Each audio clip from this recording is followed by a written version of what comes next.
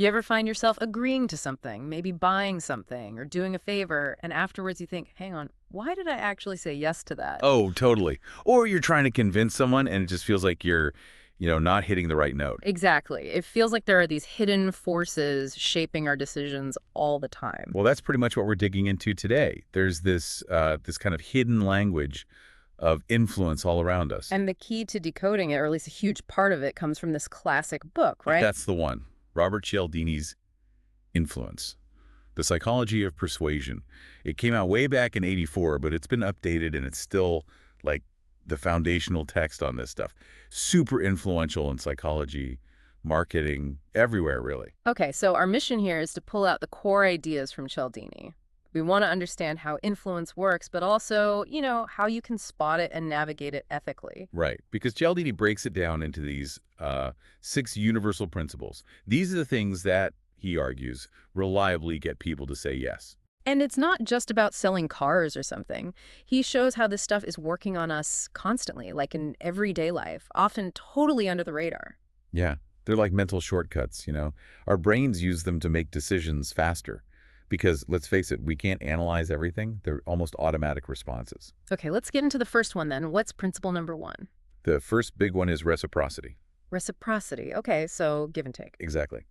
But it's more than just being polite. It's this really deep-seated feeling that you have to return a favor. If someone gives you something, you feel this, like, obligation. Ah, like the free samples? You take one at the store? Precisely. That's his classic example. You take the free cheese cube, and suddenly you feel this little nudge, this kind of indebtedness.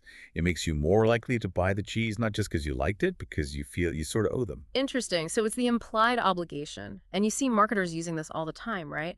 Free trials, free ebooks. Oh, constantly. Free gifts, helpful advice, anything to trigger that I owe you response. It primes you to give something back, usually your business or commitment. Okay, so that makes sense. What comes after reciprocity? Next up is commitment and consistency. This one's really fascinating. Commitment and consistency. How does that work? It's our internal pressure and also the external pressure we feel to be consistent with what we've already done or said. We want our actions and beliefs to line up. So if I commit to something small first. Exactly. That's the key. Once you make even a tiny commitment, like, say, signing a petition, Okay. you're way more likely later on to support that cause in bigger ways, maybe donate money or volunteer time. You want to be consistent with that initial stance. Huh. It's like our brain doesn't like the contradiction. We want to see ourselves as consistent people. That's pretty much it. It avoids that uncomfortable feeling, cognitive dissonance. So marketers try to get those small yeses first, micro conversions, they call them, because it paves the way for bigger commitments later. Build that pattern. Right, start small, build up. Okay, what's the third principle? The third one is social proof. Social proof. That sounds like following the crowd. Basically, yeah. Especially when we're unsure about something, we look around to see what everyone else is doing. We assume if lots of people are doing it, it must be the right thing to do. Ah, like bestseller stickers on books or looking at online reviews before buying something. Totally. Those are perfect examples. If a product has thousands of positive reviews or a restaurant has a line out the door, we just kind of assume it's good. It's a mental shortcut. Saves us thinking too hard, maybe. Yeah, it reduces uncertainty. You see websites saying over 10,000 satisfied customers or showing testimonials. That's all social proof working on you, making you feel safer choosing it. Okay, so we look to the crowd, but what about experts? Ah, well, that leads perfectly into the fourth principle, authority. Authority. So listening to people in charge or who seem to know their stuff. Exactly. We have this deep-seated tendency to defer to people we see as legitimate authorities. Like the classic example of a doctor in an ad, right? Even if they're an actor wearing a white coat. Precisely. The coat, the title, it signals expertise, and we're just more likely to believe the message. It boosts credibility instantly. And it's not just doctors. It could be like certifications, uniforms, fancy job titles. For sure. Influencer endorsements tap into this too. We're kind of conditioned to trust and follow those signals of authority, sometimes without really questioning if that specific person is an expert on this specific topic. Okay, that one feels very ingrained.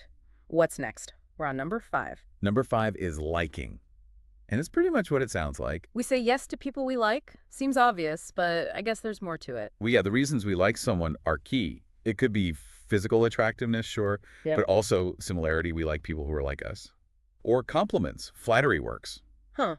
So if a salesperson finds some common ground with you or pays you a compliment. You're automatically more receptive to what they have to say. Cialdini has a great quote about this, something like, people will do something for you if they like you, and they like you more if they see you as similar to them. That makes sense. It's about building rapport, that connection. Exactly. Good salespeople know this instinctively. Right. Make a friend first, then make the sale. It feels less transactional. All right, that's 5. What's the last one? The 6th principle. The final one is scarcity. Ah, the limited time offer tactic. You got it. Things just seem more valuable to us when their availability is limited or seems limited. Only 2 left in stock. Sale ends tonight, that kind of thing. Yes. That perceived scarcity triggers this, like urgency in us. We feel we might miss out, and that fear of missing out, FOMO, makes us want it more, often right now, without thinking too hard. It feels almost irrational sometimes, that pull. It really can be. Yeah. It taps into something deep about wanting rare resources. Limited editions, flash sales, countdown timers on websites, they all use scarcity to motivate us to act quickly. Wow, okay. So those are the 6 principles. Reciprocity, commitment and consistency, social proof, authority, liking, and scarcity. That's a powerful toolkit. It really is. And what makes Cialdini's book so good isn't just listing them. Right, you mentioned it's based on solid research. Absolutely packed with it. Yeah. Studies, real-world experiments, anecdotes. He really shows you the evidence behind each principle. It's not just guesswork. And it feels like this stuff isn't just for, marketers. It applies everywhere. Totally. That's the key takeaway for me. Shopping, yes, but also relationships, job interviews, negotiations, even just understanding news headlines. It's about human behavior, fundamentally. And critically, it's not just a playbook for influencing people, is it? No, not at all. That's super important. Cialdini is very clear that understanding these principles is also your best defense against being manipulated by them unfairly. So it's about awareness, recognizing when these tactics are being used on you.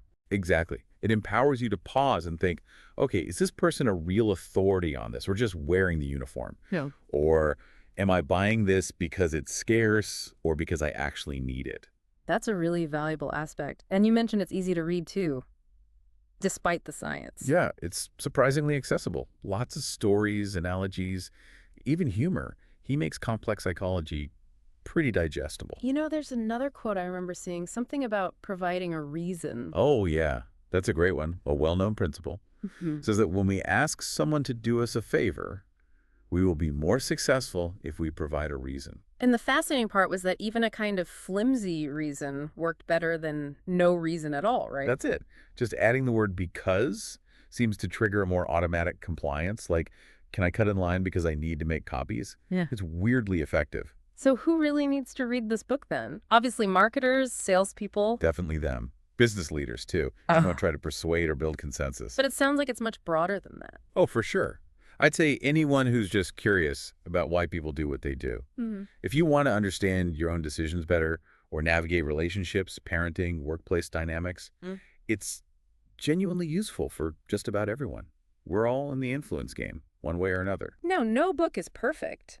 Were there criticisms? Yeah, a few common ones.